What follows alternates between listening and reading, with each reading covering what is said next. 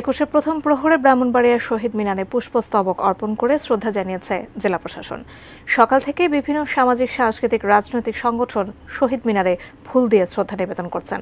ব্রাহ্মণবাড়িয়া সরকারি কলেজ শহীদ মিনার প্রাঙ্গণ থেকে এ বিষয়ে বিস্তারিত জানাতে এখন সরাসরি যুক্ত হচ্ছেন আমাদের পূর্বাঞ্চলীয় ব্যুরো প্রধান পীযূষ কান্তি আচার্য। পীযূষ, সকাল থেকেই আন্তর্জাতিক মাতৃভাষা দিবসে ভাষা শহীদদের প্রতি শ্রদ্ধা নিবেদন করছেন সর্বস্তরের মানুষ এবং বিভিন্ন জেলায় তারা আসলে এই শ্রদ্ধা নিবেদন করছেন। ব্রাহ্মণবাড়িয়ায় কি অবস্থা আপনার কাছ থেকে জানতে চাই। আপনি যেমনটি বলেছেন যে সারা দেশে কিন্তু শ্রদ্ধা নিবেদন চলছে।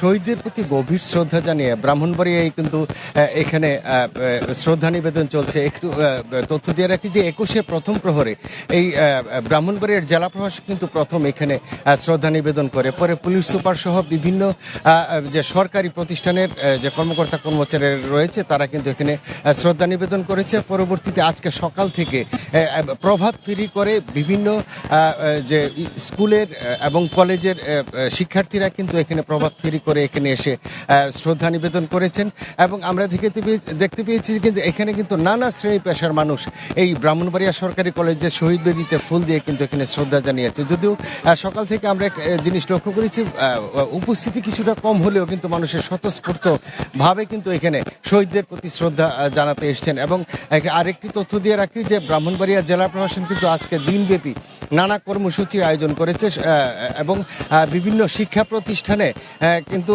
বিভিন্ন ধরনের প্রতিযোগিতা অনুষ্ঠিত হচ্ছে এবং চিত্রাঙ্কন প্রতিযোগিতা অনুষ্ঠিত হচ্ছে।